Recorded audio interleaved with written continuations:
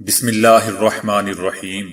السلام علیکم دوستو، دنیا بھر کی ون لائن خبروں میں آج آپ سنیں گے، لیکن اس سے پہلے اگر ہو سکے تو لائک، سبسکرائب اور بیل آئیکن کا بٹن ضرور دبا لیں۔ شکریہ۔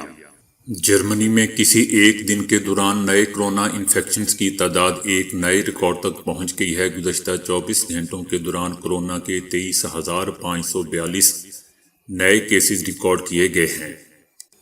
یہ کسی ایک دن کے دوران کورونا سے متاثر ہونے والوں کی اب تک کی سب سے بڑی تعداد ہے۔ یہ کسی ایک دن کے دوران کورونا سے متاثر ہونے والوں کی اب تک کی سب سے بڑی تعداد ہے۔ ایک نئی تحقیق میں ثابت ہوا ہے کہ بچوں کا مختلف مدافعتی رد عمل انہیں کورونا کی شدت سے بچاتا ہے۔ بالغ افراد کے مقابلے میں بچوں کا کورونا کے حوالے سے مدافعتی رد عمل مختلف ہوتا ہے۔ اس مقصد کے لیے کورونا سے متاثر بالغ افراد اور بچوں کے خون کے نمونوں کا تجزیہ کیا گیا۔ ماہرین نے دریافت کیا کہ اس کورونا سے متاثر بچوں کے اندر کورونا ناکارہ بنانے والی اینٹی باڈیز اور دیگر اقدام کی اینٹی باڈیز بننے کی سطح بالغ افراد کے مقابلے میں بہت ہی کم ہوتی ہیں۔ امریکی الیکشن حکام نے صدر ٹرمپ کے ووٹوں کو چوری کرنے کے الزام کو مسترد کرتے ہوئے کہا ہے کہ انہیں اپنے انتخابات کی سلامتی اور شفافیت پر مکمل اعتماد ہے۔ امریکی صدر ٹرمپ نے امریکی الیکشن سے متعلق ایک اور الزام عائد کرتے ہوئے کہا ہے کہ انتخابات میں ان کے ووٹوں کو چوری کر کے بائیڈن کو منتقل کیا گیا ہے۔ صدر ٹرمپ نے کہا کہ انتخابی سامان مہیا کرنے والی ایک کمپنی نے ان کے 2.7 ملین ووٹس ڈیلیٹ کر دیے، تاہم اس الزام کی امریکی الیکشن حکام نے تردید کر دی ہے۔ بحیرہ روم میں مہاجرین سے بھری ایک کشتی ڈوب جانے سے کم از کم 74 مہاجروں کی موت ہو گئی ہے۔ اقوام متحدہ کی بین الاقوامی تنظیم IOM نے بتایا ہے کہ جہاز میں تقریباً 120 لوگ سوار تھے۔ ماہی گیروں نے تقریباً 47 لوگوں کو اس سے بچا لیا ہے۔ مہاجرین کی اس کشتی پر خواتین اور بچوں سمیت 120 افراد سوار تھے، جبکہ اب تک 31 باڈیز برآمد ہو چکی ہیں۔ تنظیم نے کہا ہے کہ اکتوبر کے اوائل سے وسطی بحیرہ روم میں مہاجرین کی کشتیوں کے ڈوبنے کے اب تک کم از کم 8 واقعات پیش آ چکے ہیں۔ قذافی کی موت کے بعد سے ہی لیبیا افریقی مشرق وسطیٰ کے ملکوں سے مہاجرین کے یورپ کی جانب ہجرت کرنے کے لیے ایک اہم مرکز بنا ہوا ہے۔ پردہ فروش یورپ ہجرت کرنے کے خواہش مند پریشان خاندانوں کو اکثر گھٹیا قسم کی ربڑ کی کشتیوں پر سوار کر کے بحیرہ روم میں چھوڑ دیتے ہیں، جہاں ان کی زندگیاں کوسٹ گارڈ، ماہی گیروں اور مہاجرین کو بچانے کے لیے وقف غیر حکومتی تنظیموں کے رحم و کرم پر ہوتی ہیں۔ امریکی صدر ٹرمپ نے ایک ایگزیکٹو آرڈر جاری کیا ہے جس میں چینی افواج کے ساتھ سیکیورٹی سے متعلق تبادلے اور آلات کی خرید و فروخت پر پابندی عائد کر دی گئی ہے۔ دوستو، یاد رہے کہ بحیرہ جنوبی چائنا میں چینی آرمی کی بڑھتی سرگرمیوں کی وجہ سے دونوں ممالک کے مابین تناؤ کی صورتحال ہے۔ چائنا نے امریکہ پر الزام لگایا ہے کہ وہ بحیرہ جنوبی چائنا میں اپنی سرگرمیاں بڑھا رہا ہے۔ تائیوان کے معاملے کے بارے میں چائنا اور امریکہ کے مابین ٹکراؤ کی صورتحال ہے۔ عمان نے ہمسایہ ممالک سے ملحقہ سرحدیں کھول کر شہریوں کو آمد و رفت کی اجازت دے دی ہے۔ عمانی شہریوں اور رہائشی اجازت نامے کے حامل افراد ان بری راستوں کا استعمال کرتے ہوئے آمد و رفت کر سکتے ہیں۔ کورونا SOPs کے ساتھ ہی شہریوں کو سلطنت سے باہر جانے اور واپس آنے کی اجازت ہوگی۔ چینی اور امریکی اہلکاروں نے بدھ کے روز انسانی امداد اور آفات سے نجات سے متعلق تجربات شیئر کرنے کے لیے ایک آن لائن سیمینار کا آغاز کیا ہے۔ 3 روزہ تبادلہ پروگرام میں سیلاب اور طوفان کا مقابلہ کرنے میں آرمی کی شرکت اور کورونا کی وبا کی روک تھام اور کنٹرول کے ساتھ ساتھ آرمی اور شہری تعاون سمیت دیگر موضوعات کا احاطہ کیا جائے گا۔ امریکہ نے متحدہ عرب امارات کو $23.37 کروڑ مالیت کے جدید دفاعی آلات اور F-35 لڑاکا جیٹ فروخت کرنے کے سودے کی منظوری دے دی ہے۔ امریکی وزیر خارجہ مائک پومپیو نے اس دفاعی سودے کا اعلان کیا اور کہا کہ یو اے ای کو جدید لڑاکا جیٹ مہیا کرنے کے باوجود اسرائیل کی خطے میں فوجی برتری برقرار رہے گی اور اس کا دفاعی توازن نہیں بگڑے گا۔ نیوزی لینڈ میں زینا علی پولیس فورس کی پہلی باحجاب افسر قرار دے دی گئی ہے۔ 2019 میں نیوزی لینڈ کے شہر کرائسٹ چرچ کی مساجد کے واقعہ پر زینا علی نے وہاں مقیم مسلمانوں کی مدد کے لیے پولیس فورس میں شمولیت اختیار کی تھی۔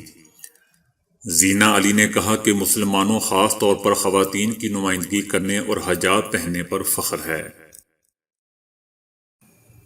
امریکہ میں مقیم ایم کیو ایم کے سابق رہنماؤں ندیم نصرت اور واسع جلیل نے پاکستان واپس آنے کا فیصلہ کر لیا ہے۔ واسع جلیل نے کہا کہ پاکستان واپس جا کر اردو بولنے والوں کا گرینڈ الائنس بنایا جائے گا۔ ندیم نصرت بھی پاکستان آئیں گے۔ ان کا کہنا تھا کہ پاکستان ہمارا وطن ہے۔ واسع جلیل نے کہا کہ کراچی شہر کی بہتری کے لیے سب کو مل کر کام کرنا ہوگا۔ کورونا وبا کے سبب جاپان میں ریستوران ریکارڈ توڑ رفتار سے دیوالیہ ہو رہے ہیں۔ اس سال جنوری تا اکتوبر کے عرصے میں 730 ریستورانوں نے دیوالیہ پن کی درخواستیں دی ہیں۔ بھارتی اہلکاروں نے ایک بار پھر ایل او سی پر لڑائی بندی معاہدے کی خلاف ورزی کرتے ہوئے ایک شہری کو شہید جبکہ 3 خواتین کو زخمی کر دیا۔ آئی ایس پی آر کے مطابق بھارت نے ایل او سی کے رکھ چکری سیکٹر پر بلا اشتہار فائرنگ کی۔ ایس پی آر کے مطابق پاک آرمی نے بھارت کو مؤثر جواب دیتے ہوئے بھارتی فوجی چوکیوں کو خاموش کروا دیا۔ 15 نومبر کو تحریک لبیک نے شان رسالت صلی اللہ علیہ وآلہ وسلم میں فرانس کی گستاخی کے خلاف پشاور سے فیض آباد تک مارچ کا اعلان کیا ہے۔ تحریک لبیک کے 15 نومبر کو احتجاج کے حوالے سے راولپنڈی سمیت پنجاب بھر میں کارکنوں کی پکڑ دھکڑ جاری ہے۔ تحریک لبیک کے سربراہ خادم حسین رضوی کی گرفتاری کے لیے بھی لاہور میں پولیس نے ملتان روڈ کی حدود میں سمنا آباد میں ان کی رہائش گاہ پر چھاپہ مارا، تاہم وہ گرفت میں نہ آ سکے۔ شہباز شریف منی لانڈرنگ انکوائری میں پاپڑ والا، کباڑی اور چپڑاسی کے بعد گوالا بھی سامنے آ گیا ہے۔ سلمان شہباز کے اکاؤنٹ میں پتوکی کے دودھ فروش رانا محمد ذیشان جاوید کے نام سے $1,63,940 منتقل ہوئے۔ رانا محمد ذیشان جاوید کا کہنا ہے کہ پتوکی میں بھینسوں کا دودھ فروخت کر کے گزر بسر کر رہا ہوں۔ 2007 میں میرے نام سے انگلینڈ سے لاکھوں روپے سلمان شہباز کو منتقل ہوئے، جس کے بارے میں مجھے کچھ خبر نہیں۔ میں اپنی زندگی میں صرف ایک بار وزٹ ویزے پر دبئی گیا تھا۔ محمد ذیشان جاوید کے مطابق میرا شہباز شریف یا ان کی فیملی کے کسی ممبر سے کوئی تعلق اور واسطہ نہیں ہے۔ میرا سلمان شہباز سے بھی کوئی کاروباری یا ذاتی لین دین نہیں ہے۔ میرا نام غیر قانونی طور پر استعمال کرنے پر سلمان شہباز کے خلاف کارروائی کی جائے۔ روشنیوں کا شہر کراچی دنیا کے آلودہ ترین شہروں میں تیسرے نمبر پر آ گیا ہے۔ U S air quality index نے شہر کے فضائی معیار کو انتہائی آلودہ قرار دیتے ہوئے کہا ہے کہ کراچی کی ہوا میں آلودہ ذرات کی مقدار 372 میٹر تک جا پہنچی ہے، جس کے باعث صبح 8 بجے کراچی دنیا کے آلودہ ترین شہروں میں تیسرے نمبر پر تھا۔ دوسری جانب پنجاب میں بھی سموگ کا راج برقرار ہے، جس کی وجہ سے حد نگاہ انتہائی کم ہو چکی ہے۔ سموگ کی وجہ سے اسکول جانے والے بچوں میں بیماری کا خدشہ ہے۔ آئی جی پنجاب کی ہدایت پر سموگ کے خطرات سے بچاؤ کے لیے پولیس متحرک ہو چکی ہے۔ دھواں چھوڑنے والی گاڑیاں استعمال کرنے پر 4 لاکھ روپے سے زائد جرمانہ عائد کیا گیا ہے۔ طبی ماہرین نے سموگ اور مضر اثرات دھوئیں سے بچنے کے لیے احتیاطی تدابیر پر عمل کرنے کی ہدایت کرتے ہوئے کہا ہے کہ سموگ اور مضر صحت دھوئیں سے انسانی صحت پر پڑنے والے مضر اثرات سے گلے، سانس اور آنکھوں میں جلن جیسے امراض میں اضافہ ہوا ہے۔ شمالی ہندوستان میں ایئر کوالٹی انڈیکس 475 سے زیادہ ہو چکا ہے، جبکہ دلی آلودہ ترین شہر قرار پایا ہے۔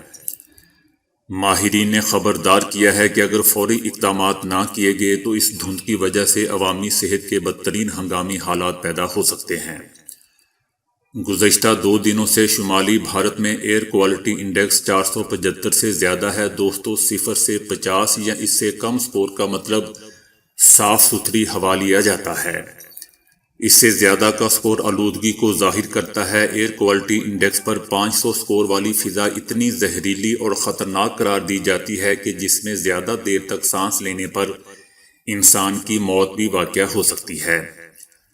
روایتی طور پر اس بار بھی خطرناک حد تک زہریلی فضاؤں کی ذمہ داری بھارتی کسانوں پر ڈالی جا رہی ہے۔ تاہم ماحولیاتی ماہرین کا کہنا ہے کہ صرف بھارتی دارالحکومت دہلی میں 1 کروڑ سے زیادہ گاڑیاں ہیں اور یہ تعداد ممبئی، چنئی اور کولکتہ میں چلنے والی گاڑیوں کی مجموعی تعداد سے بھی زیادہ ہے۔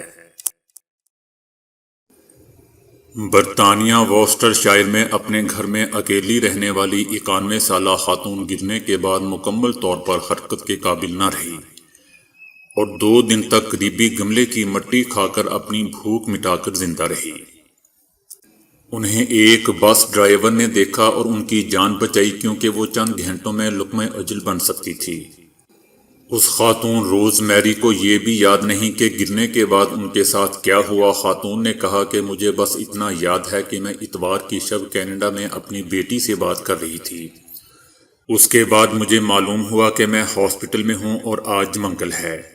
ڈاکٹروں نے ان کے پیٹ میں گملے کی مٹی دریافت کی ہے جو انہوں نے غنودگی یا بے خیالی میں خود کو زندہ رکھنے کے لیے کھائی تھی۔ برطانوی ادارے نے ٹچ سکرین سے کنٹرول ہونے والا ایک آلہ بنایا ہے جو مریضوں کو کھانا نگلنے میں حائل مشکلات دور کرتا ہے۔ چوٹ یا فالج یا کسی اور وجہ سے مریضوں کو لقمہ نگلنے میں مشکل پیش آتی ہے، اس کے لیے دوائیں تجویز کی جاتی ہیں، لیکن اب ماہرین نے اس کا مؤثر حل نکالا ہے۔ اس عمل میں حلق کے اندر بجلی کے ہلکے جھماکے ڈالے جاتے ہیں جس کے بعد مریض کھانا نگلنے میں بہتری محسوس کرتا ہے۔